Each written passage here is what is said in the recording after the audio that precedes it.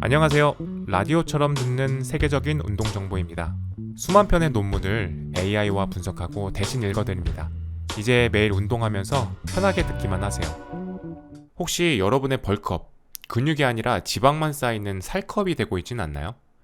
시간과 노력을 쏟아붓는데 결과가 실망스럽다면 접근법을 완전히 바꿔야 됩니다. 오늘은 여러분의 노력이 헛되지 않도록 근육은 최대로, 지방은 최소로 만드는 가장 과학적인 3단계 공식을 명확하게 알려드릴게요. 근육을 키우려다 오히려 나중에 살찌기 더 쉬운 몸을 만들고 있을 수 있다면 어떨까요? 오늘은 근육 성장의 과학, 이른바 스마트 벌크업의 핵심 원리들을 깊이 파헤쳐 보겠습니다. 성공적인 벌크업을 위해선 왜 체중 증가가 필수적일까요? 많은 분들이 근육을 키우고 싶어 하시면서도 체중계 숫자가 올라가는 것, 특히 체지방이 같이 느는 것에 대한 막연한 두려움을 갖고 계신데요. 그런데 그 체지방 증가를 너무 피하려고만 하다 보면 결국 우리 몸이 현재 상태를 유지하는 데 딱 필요한 그 정도의 칼로리, 그 유지 칼로리 근처만 먹게 될 가능성이 커요. 그런 상태에서는 근육 성장에 필요한 강력한 신호가 몸에 잘 전달이 안 됩니다. 결과적으로 보면 근육도 잘 안 늘고 지방도 거의 안 늘고 좀 답답한 정체 상태에 빠지기 쉬운 거죠. 그래서 어느 정도 통제된 수준의 체지방 증가는 근육 성장을 위해서 어쩔 수 없이 치러야 하는 일종의 투자 비용이다. 이렇게 받아들이는 마음가짐이 좀 중요합니다. 많은 분들이 린 게인, 즉 체지방 없이 순수 근육만 얻기 원하시는데요. 이건 사실 현실적으로 대부분의 운동 경력자에게는 달성하기가 아주 어려워요. 운동 자체는 근육 성장을 위한 자극은 될 수 있지만 실제로 근육이라는 건물이 지어지려면 충분한 에너지, 즉 허가가 꼭 필요하거든요. 근육을 만드는 합성 과정이 우리 몸에서는 에너지를 정말 많이 쓰는 활동 중 하나이기 때문입니다. 만약 식사를 통해서 들어오는 에너지가 부족한 그 에너지 결핍 상태가 되면 우리 몸은 일단 생존이 우선이니까 에너지를 아끼려고 해요. 이때 에너지 소모가 큰 근육 만들기는 이건 좀 사치다 이렇게 여겨져서 우선순위에서 확 밀려나 버리는 거죠. 예산이 삭감됐는데 새 건물을 짓겠다고 하는 것과 비슷한 상황입니다. 실제로 연구를 봐도 꾸준히 운동을 하더라도 하루에 한 500kcal 정도 에너지 결핍이 계속되면 근육량 증가는 완전히 멈출 수도 있다고 나옵니다. 그렇다면 벌크업 없이 근육을 키우는 게 어렵다는 건 알겠는데 구체적으로 칼로리를 더 먹는 게 왜 그렇게 중요할까요? 의미 있는 근육 성장을 이루려면 의도적인 칼로리 잉여, 즉 필요량보다 더 먹는 것과 그 결과로 나타나는 체중 증가가 같이 가야 됩니다. 충분한 칼로리를 섭취하는 고에너지 식단 자체가 근육 합성을 촉진하는 아주 강력한 신호를 몸에 보내거든요.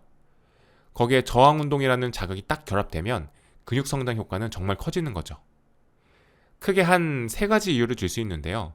첫째, 에너지가 충분해야 근육 단백질 합성을 조절하는 핵심 스위치가 더 활발하게 켜져요. 둘째는 테스토스테론 같은 근육 성장에 좋은 호르몬 수치를 잘 유지하는 데도 에너지가 필요하고요. 셋째로 이게 중요한데 근육 1kg을 만들 때 필요한 총 에너지가 그 1kg 근육 자체의 에너지보다 훨씬 더 많다는 점이에요. 만드는 과정 또 재구성하는 과정에 추가 비용이 드는 거죠. 그래서 딱 유지 칼로리만큼만 먹어서는 부족하다는 겁니다. 다시 말해 칼로리 잉여는 단순히 연료가 아니라 성장을 더 빠르게 하는 일종의 증폭기 같은 역할을 하는 거죠. 그렇다면 이 원칙에 예외는 없을까요? 중요한 예외가 하나 있는데요. 바로 운동을 이제 막 시작하고 상대적으로 체지방률이 좀 높은 초보자분들의 경우에요. 이분들은 체지방은 줄어들면서 동시에 근육량이 늘어나는 그 바디 리컴포지션 현상이 나타날 수 있어요. 이건 에너지 분할이라는 개념으로 설명할 수 있는데요. 체지방이 많은 초보자는 몸 안에 이미 상당한 양의 에너지가 그 내부 저장고, 즉 체지방 형태로 쌓여 있는 거죠. 동시에 운동을 처음 시작하면 근육세포는 성장 신호에 굉장히 민감하게 반응하는 상태가 돼요. 그래서 유지 칼로리 정도나 아니면 약간 부족하게 먹더라도 단백질 섭취만 충분히 해주면 몸 안에서 두 가지 일이 동시에 일어날 수 있는 거예요. 한편으로는 몸 전체적으로 칼로리가 부족하다는 신호 때문에 저장돼 있던 체지방을 꺼내서 에너지원을 써서 체지방은 줄어들고요. 다른 한편으로는 섭취한 단백질과 에너지 일부가 성장 신호에 아주 예민해진 근육 조직으로 우선적으로 가서 근육 합성이 촉진되는 거죠. 오랫동안 넣어둔 적금, 이 체지방, 이걸 써서 생활비로 쓰면서 동시에 월급, 음식, 요거로는 이제 유망한 신사업, 새 근육에 투자하는 것과 같습니다. 이때 몸에 쌓여있던 과도한 체지방이 일종의 내부 칼로리 잉여 역할을 해주는 셈이죠. 하지만 이 바디 리컴포지션 현상은 운동 경력이 쌓이고 체지방률이 낮아지면 점점 경험하기 어려워집니다. 그러니까 높은 체지방률과 낮은 훈련 경력이라는 특정 조건에서만 나타나는 예외적인 경우로 이해하시면 됩니다. 내용 정리해 볼게요. 운동 경력자의 경우에는 의미 있는 근육 성장을 위해서는 의도적인 칼로리 잉여 그리고 그에 따른 체중 증가가 필수적입니다. 하지만 체지방이 많고 운동 경험이 적은 초보자는 예외적으로 체지방은 줄고 근육은 늘어나는 바디 리컴포지션이 가능해요. 계속해서 좋은 이야기를 만들 수 있는 힘, 그건 바로 애청자 여러분의 응원입니다. 여러분의 좋아요는 이야기의 깊이를 만들고 여러분의 구독은 저희의 내일을 만듭니다. 저희의 다음 여정을 함께 걸어주세요. 그럼 이제 다음 질문으로 넘어가 보겠습니다. 근육은 효과적으로 늘리면서 지방은 최소화하는 최적의 체중 증가 속도는 어떻게 찾을 수 있을까요? 체중을 얼마나 빨리 늘리느냐, 이 속도가 근육과 지방이 쌓이는 비율에 직접적인 영향을 미치니까 매우 중요합니다.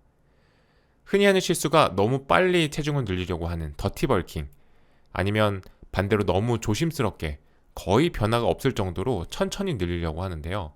양쪽 다 문제가 있어요. 너무 빠른 속도로 체중을 늘리면 단기간에 체중계 숫자는 확 올라가겠지만 그 늘어난 무게의 상당 부분은 아마 체지방일 가능성이 아주 높습니다. 반대로 너무 느리게 늘리면 에너지 잉여 자체가 너무 적어서 근육 성장이 거의 없거나 일상 활동량이 좀 변하거나 식단 기록에서 조금만 오차가 생겨도 쉽게 정체 상태에 빠질 위험이 있어요. 그래서 이 두 극단 사이에서 근육 증가 대비 지방 증가 비율을 가장 유리하게 가져갈 수 있는 최적의 속도 구간, 스위트 스팟을 찾는 게 중요합니다. 그럼 너무 빨리 체중을 늘리는 게 구체적으로 어떤 문제를 일으키는지 좀 더 자세히 한번 알아보겠습니다. 가장 핵심적인 문제는 P 레이시오라는 게 나빠진다는 건데요.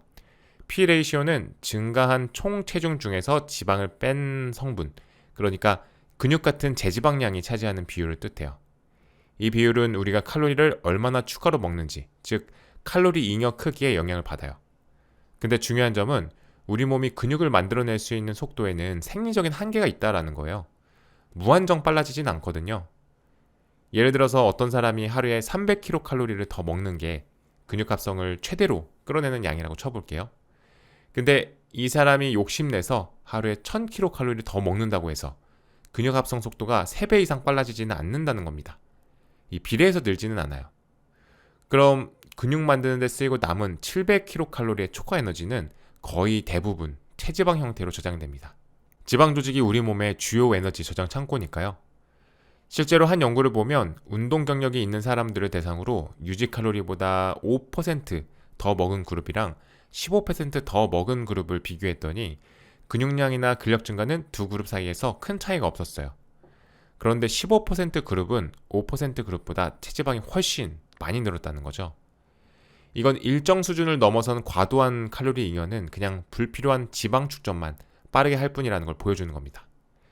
특히 운동 경력이 많은 상급자 같은 경우에는 근육 성장 잠재력이 낮기 때문에 하루에 200에서 300kcal 정도의 더 적은 잉여 칼로리를 목표로 하는 게 더 나을 수 있습니다. 빠르게 늘리는 게 문제라면 반대로 아주 천천히 늘리는 건 괜찮지 않을까 이렇게 생각할 수 있는데요.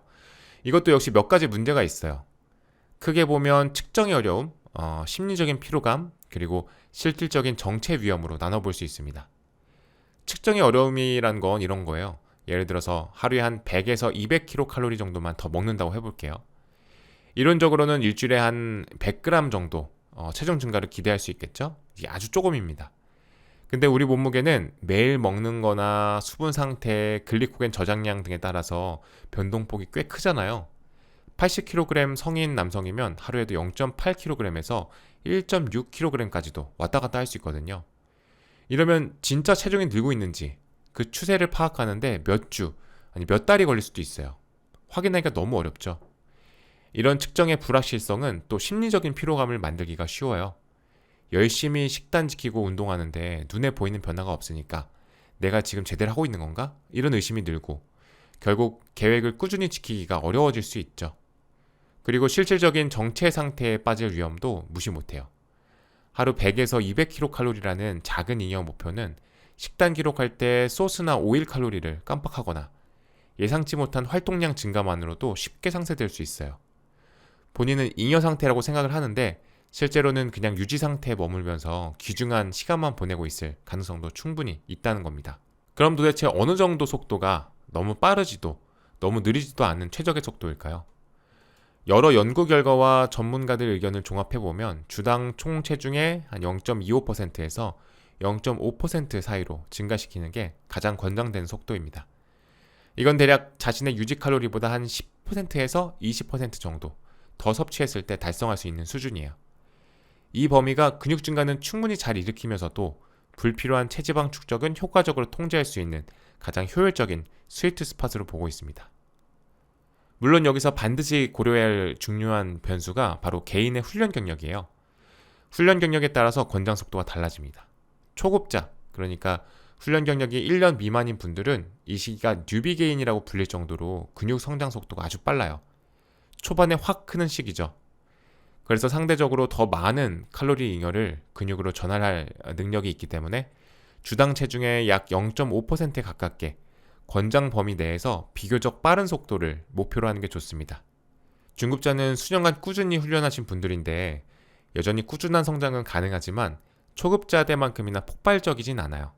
이때는 주당 0.25%에서 0.5% 사이의 중간 정도 속도를 목표로 잡고 근육 대비 지방 증가 비율, 그 P 레이시오의 변화를 좀 주의 깊게 보면서 속도를 조절하는 게 현명합니다. 마지막으로 상급자는 수년 이상 아주 꾸준히 훈련하신 분들인데요. 근성장 속도가 상당히 느려지는 시기예요. 이 단계에서는 과도한 칼로리 잉여가 근육 성장으로 잘 안 가고 대부분 지방으로 쌓일 가능성이 높아요. 그래서 주당 체중의 0.25% 이하 아니면 그보다 더 느린 속도를 목표로 삼고 아주 보수적으로 접근해야 됩니다. 상급자의 경우는 사실 체중 변화 자체보다는 내가 드는 중량이나 반복 횟수 같은 훈련 수행 능력이 점진적으로 좋아지는지에 더 집중하는 게 효과적인 전략일 수 있어요. 두 번째 주제를 한번 요약을 해볼게요. 벌크업 시에 너무 빠르거나 너무 느린 체중 증가는 둘 다 피해야 되고 자신의 훈련 경력에 맞춰서 주당 체중의 0.25%에서 0.5% 사이의 속도를 목표로 설정하고 꾸준히 관리하는 거. 이게 근육 증가를 최대화하고 지방 증가는 최소화하는 최적의 방법입니다. 벌크업, 과연 언제까지 계속해야 될까요? 끝없이 체중을 늘리는 게 오히려 해가 될 수 있다면 어떨까요?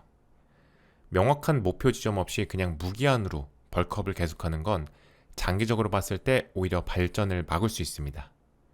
흔히 저지르는 실수가 종료 시점을 딱 정하지 않고 계속 살을 찌우는 드리머 벌킹, 그리고 개인 상태랑 상관없이 그냥 계절에 맞춰서 하는 계절적 벌킹입니다. 드리머 벌킹은 말 그대로 끝없이 꿈꾸듯이 벌크업만 하는 건데 명확한 종료 기준이 없다는 게 가장 큰 문제예요. 그러다 보면 체지방이 너무 많이 쌓여서 몸의 대사 기능에 안 좋은 영향을 미칠 때까지 계속하게 될 수 있죠. 계절적 벌킹은 예를 들면 겨울엔 벌크업, 여름엔 다이어트 이런 식으로 개인의 현재 체지방률이나 장기적인 목표랑 상관없이 그냥 계절이라는 외부 요인에 맞춰서 결정하는 방식이에요. 그러면 이미 체지방률이 높은데도 겨울이라는 이유만으로 벌크업을 시작하는 비효율적인 상황이 생기거나 여름 해변 몸매 같은 단기적인 미적 목표 때문에 장기적인 근성장이라는 본질을 놓칠 수도 있습니다.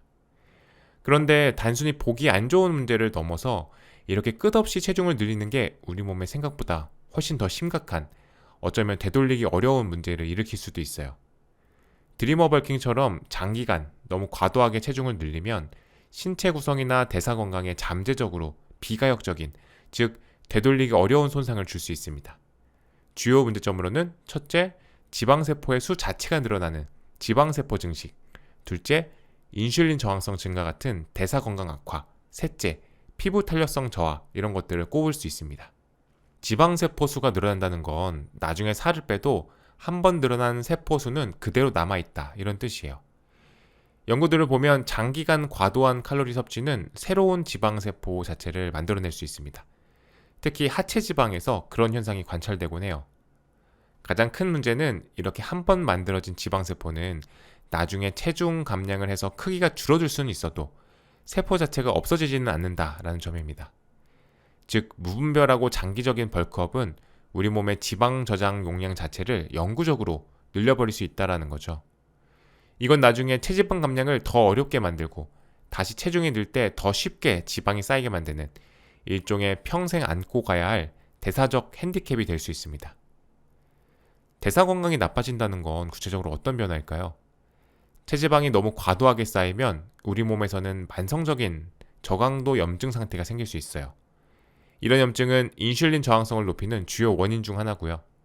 인슐린 저항성이 높아진다는 건 우리 몸이 인슐린이라는 호르몬 신호에 좀 둔감해진다, 이런 뜻입니다. 인슐린 민감도가 떨어지면 우리가 먹은 영양소를 근육으로 보내서 에너지를 저장하거나 사용하는 영양소 분할 능력이 손상돼요. 대신 영양소가 지방세포로 저장되려는 경향이 강해지는 거죠. 결국 벌크업을 계속할수록 똑같은 칼로리를 먹어도 근육보다는 지방이 더 많이 쌓이는, 즉 P-레이시오가 점점 나빠지는 악순환에 빠질 수 있습니다. 살이 너무 급격하게 쪄도 피부에 문제가 생길 수도 있어요. 단기간에 너무 급격하고 과도하게 체중이 늘면 피부가 물리적으로 확 늘어나면서 피부 속에 있는 콜라겐이나 엘라스틴 같은 탄력 섬유들이 손상될 수 있어요. 피부가 가진 본래의 탄력성 한계를 넘어서는 팽창, 그리고 수축이 반복되면 영구적으로 피부가 좀 늘어지는 문제, 즉 피부 이완이 발생할 수 있습니다. 이건 나중에 성공적으로 체지방을 빼더라도 늘어난 피부가 완전히 수축되지 않아서 미용적인 고민을 안겨줄 수 있죠. 그럼 이런 위험을 피하면서 현명하게 벌크업을 하려면 어느 정도 기간이나 총 증가량을 목표로 해야 될까요?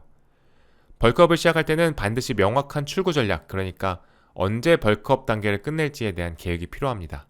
일반적으로 한 번의 벌크업 주기에서 어느 정도 총 체중 증가량을 달성할 건지 목표를 정하고 그 목표에 도달하면 미련 없이 커팅 단계로 전환하는 게 현명해요. 전문가들 의견이나 생리학적 원리를 좀 종합해보면 한 번의 벌크업 주기당 총 10에서 15파운드, 그러니까 4.5kg에서 6.8kg 정도의 체중 증가를 목표로 하는 게 합리적인 범위로 여겨집니다. 이 정도 체중 증가는 의미 있는 근육량 증가를 이끌어내기에 충분한 양이에요. 예를 들어서 근육과 지방이 1대1 비율로 늘었다고 쳐도 약 2.3kg에서 3.4kg 정도의 순수 근육량이 늘어나는 거죠. 동시에 체지방률을 너무 과도하게 높이지 않아서 앞서 말씀드린 대사적 문제나 피부 문제 발생 위험을 최소화하면서 비교적 건강한 범위를 유지할 수 있게 해줍니다. 또 이렇게 늘어난 체지방은 나중에 할 커팅 단계를 통해서 비교적 짧고 효율적으로 감량할 수 있어요. 예를 들어서 체지방률 12%인 사람이 벌크업에서 15파운드, 약 6.8kg을 늘려서 체지방률이 한 15% 정도 됐다면 이건 여전히 관리 가능한 건강한 범위거든요. 이 정도 지방을 빼는 데는 보통 8주에서 12주 정도의 커팅 기간이면 충분할 걸로 예상할 수 있습니다. 반대로 이것보다 훨씬 많이, 예를 들어 한 13.6kg, 30파운드를 한 번에 늘리려고 하면 어떻게 될까요? 만약 한 번의 벌크업으로 30파운드를 늘려서 남성 기준으로 체지방률이 20%를 훌쩍 넘어가게 되면 인슐린 저항성이 눈에 띄게 증가하고 P-레이시오가 악화돼서 그 시점부터는 추가적인 근육 증가가 아주 비효율적이게 돼요. 더 큰 문제는 이렇게 너무 과도하게 쌓인 많은 양의 지방을 제거하려면 아주 길고 힘든 커팅 기간이 필요하다는 거죠. 이 길고 고된 과정은 근손실 위험도 높이고 심리적인 탈진이나 번아웃을 유발해서 장기적인 운동 여정 자체를 포기하게 만들 수도 있습니다. 결국 벌크업 기간을 정할 때는 그냥 달력상의 몇 개월을 기준으로 하기보다는 총 체중 증가량, 예를 들면 10에서 15파운드를 달성했는지, 아니면 미리 정해둔 체지방률 상한선, 남성은 15에서 17%, 여성은 25에서 27%에 도달했는지를 기준으로 삼는 게 훨씬 현명한 접근법입니다. 그러면 여기서 한 걸음 더 나아가서요. 장기적인 관점에서 근육량을 꾸준히 늘려가기 위한 가장 좋은 전략은 뭘까요? 장기적으로 근육량을 점진적으로 늘려가기 위한 가장 현명하고 또 지속 가능한 전략은 벌크업 단계 그리고 커팅 단계를 주기적으로 반복하는 겁니다. 이걸 장기적 생리학적 주기화라고 부를 수 있습니다. 이 주기화 전략은 크게 두 가지 단계로 구성되는데요. 첫 번째는 벌크업 단계, 이걸 동화작용 단계라고 하는데 이 시기의 주된 목표는 오직 근육 성장을 최대화하는 겁니다. 통제된 칼로리 잉여 상태를 유지하고 점진적 과부하 원칙에 따라서 훈련 강도를 꾸준히 높여나가는 거죠. 이때 약간의 체지방 증가는 근육 성장을 위한 필연적인 과정으로 받아들이는 거고요. 그 다음은 커팅 단계, 이걸 민감화 단계라고 부를 수도 있는데 이게 단순히 체지방 빼는 시기가 아니에요. 더 중요한 역할은 다음 벌크업 단계의 효율을 극대화하기 위해서 몸을 민감하게 만드는 시기라는 점입니다. 칼로리 결핍 상태는 장기간의 벌크업 때문에 좀 둔감해졌을 수 있는 인슐린 민감도를 다시 좋게 만들고 영양소를 근육으로 더 효율적으로 보내는 능력, 그 영양소 분할 능력을 개선하는 효과를 가져와요. 다음 벌크업을 위한 준비 단계인 셈인 거죠. 이렇게 벌크업과 커팅 단계를 주기적으로 반복하는 전략은 여러 가지 장점이 있습니다. 첫째는 점진적인 제지방량 증가가 가능해요. 각 사이클을 거칠 때마다 같은 체지방률 수준에서 근육량 기준선이 조금씩 높아지는 거죠. 마치 나선형 계단을 오르듯이 계단식으로 상승하면서 장기적으로 꾸준히 순수 근육량을 쌓아갈 수 있습니다.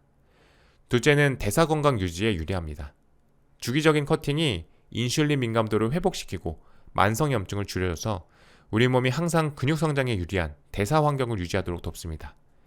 이게 장기적으로 P 레이시오를 좋게 유지하는 데 중요하겠고요. 셋째, 심리적으로 지속 가능합니다. 각 단계마다 명확한 목표 그리고 기간이 정해져 있으니까 끝이 안 보이는 벌크업이나 다이어트가 주는 스트레스 그리고 탈진을 예방하고 심리적인 안정감과 통제감을 느낄 수 있어요. 이게 장기적인 운동 여정을 꾸준히 이어나가는데 중요한 동기부여가 될 겁니다. 결국 이 주기화 전략은 비효율적일 수 있는 직선적인 접근, 예를 들면 무한 벌크업 같은 것을 훨씬 효율적이고 점진적인 순환 과정으로 바꾸는 겁니다. 매번의 그 벌크업 단계가 최대한 생산적이고 효과적이 되도록 우리 몸의 생리적인 기반을 주기적으로 리셋, 즉 재설정하고 최적화하는 거죠. 이게 가장 과학적이고 현명한 장기 근성장 전략이라고 할 수 있습니다. 내용 정리해 볼게요. 벌크업은 명확한 종료 시점 없이 무기한으로 지속되면 지방세포 증식, 대사건강 악화, 피부 탄력 저하 같은 심각한 단점이 생길 수 있습니다. 따라서 한 번의 벌크업 주기에는 약 4.5kg에서 6.8kg, 즉 10에서 15파운드 정도의 체중 증가를 목표로 설정하고 이 목표에 도달하면 커팅 단계로 전환하는 게 좋습니다. 장기적으로는 이렇게 벌크업과 커팅 단계를 주기적으로 반복하는 생리학적 주기화 전략이 근육량을 꾸준히 늘려나가는 가장 현명하고 지속 가능한 방법입니다. 이제 마지막으로 이 모든 내용을 종합해 보겠습니다. 지금까지 논의한 내용을 바탕으로 어떻게 하면 스마트하게 벌크업을 계획하고 실행할 수 있을까요?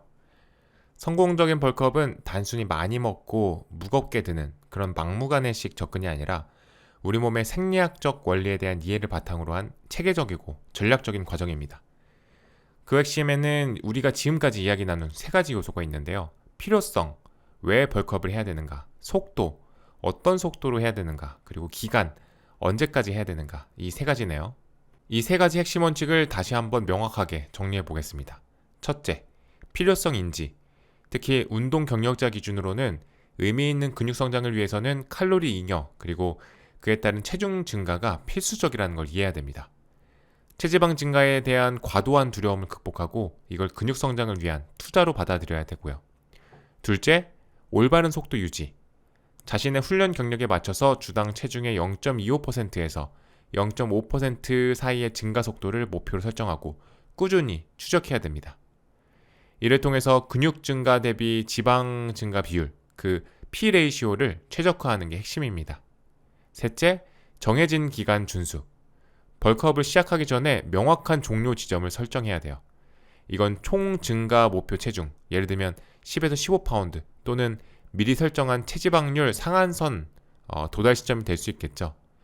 목표에 도달하면 계획대로 벌크업을 끝내고 다음 단계, 즉 커팅이나 유지로 전환해서 무기한 벌크업, 그 드리머 벌킹으로 인한 생리적 부작용과 비효율을 막아야 됩니다.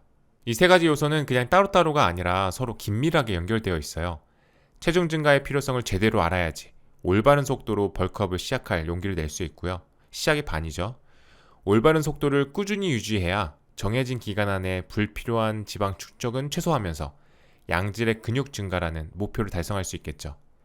그리고 정해진 기간을 지키고 주기적으로 단계를 전환해야만 장기적으로 지속 가능한 발전을 이룰 수 있는 거고요. 그래서 여러분께서 진행 중이거나 계획 중인 벌크업 전략이 있다면 이 세 가지 핵심 요소에 비춰서 한번 점검해 보시는 게 좋아요. 예를 들어서 필요성 측면에서는 나는 충분한 칼로리를 먹고 있나? 체중 증가를 근육 성장의 긍정적인 신호로 받아들이고 있나? 이걸 스스로 물어볼 수 있겠죠. 속도 측면에서는 내 주당 체중 증가율은 권장 범위인 0.25%에서 0.5% 안에 있나? 내 훈련 경력을 고려한 속도인가? 혹시 정체 신호나 허리둘레가 갑자기 느는 경고 신호를 무시하고 있지 않나? 이걸 확인해야 되고요. 기간 측면에서는 명확하고 측정 가능한 종료 기준, 목표 체중 증가량이나 목표 체지방률 상한선 같은 게 설정되어 있나? 단순히 계절이나 느낌 같은 막연한 기준에 의존하고 있지 않나? 벌크업 끝나고 다음 단계에 대한 계획은 있나? 이런 걸 점검해 볼 필요가 있습니다. 이런 자가 점검을 통해서 현재 계획의 부족한 부분을 발견했다면 다행입니다. 대부분의 경우 계획 전체를 막 갈아엎을 필요 없이 몇 가지 작은 수정만으로도 벌크업의 효율성과 결과를 크게 개선할 수 있거든요. 작은 변화가 큰 차이를 만들 수 있어요. 예를 들어 볼게요. 만약 필요성을 간과해서 유지 칼로리 수준에서 정체되어 있다면 하루 식단 안에 견과류 한 줌이나 단백질 쉐이크 한 잔 정도를 추가해서 한 200에서 300kcal 그 정도 더 먹는 것만으로도 긍정적인 변화를 시작할 수 있어요. 만약 속도가 너무 빨라서 주당 1% 이상 체중이 막 늘고 있다면 현재 먹는 양에서 하루 300에서 500kcal 정도를 줄여서 증가 속도를 주당 0.5% 수준으로 늦추면 불필요한 지방 축적 속도를 확 줄일 수 있습니다. 또 만약 그 기간에 대한 명확한 계획 없이 막연하게 벌크업을 하고 있다면 지금이라도 한 6kg, 7kg 증량하면 커팅 시작한다. 또는 체지방률 측정값이 17% 되면 벌크업 종료한다. 이런 것처럼 구체적이고 측정 가능한 목표를 설정하는 것만으로도 무분별한 지방 축적을 막고 전체 과정을 훨씬 더 효과적으로 관리할 수 있습니다. 결국 스마트한 벌크업의 성공은 거창하고 어려운 변화에서 오는 게 아니라 과학적 원리에 대한 이해를 바탕으로 한 세심하고 꾸준한 조율 과정에서 비롯되는 겁니다. 현재 자신의 상태를 객관적으로 진단하고 이 세 가지 핵심 원칙에 맞춰서 필요한 부분을 조금씩 수정해 나가는 용기와 실천이 중요하겠습니다. 과거에 무작정 많이 먹고 무겁게 들어라 이런 식의 접근 방식은 이제 비효율적이라는 게 명백해졌어요. 스마트한 벌크업은 과학이고요. 자신의 신체 구성을 체계적으로 설계하고 원하는 방향으로 만들어 나가는 일종의 엔지니어링 과정과 같다고 볼 수 있겠습니다. 운동하며 똑똑해지는 경험. 구독은 그 즐거운 여정의 시작입니다. 오늘 이야기에 대한 여러분의 생각은 어떠셨나요? 애청자 여러분의 소중한 경험을 댓글로 들려주세요. 지금까지 라디오처럼 듣는 세계적인 운동 정보였습니다.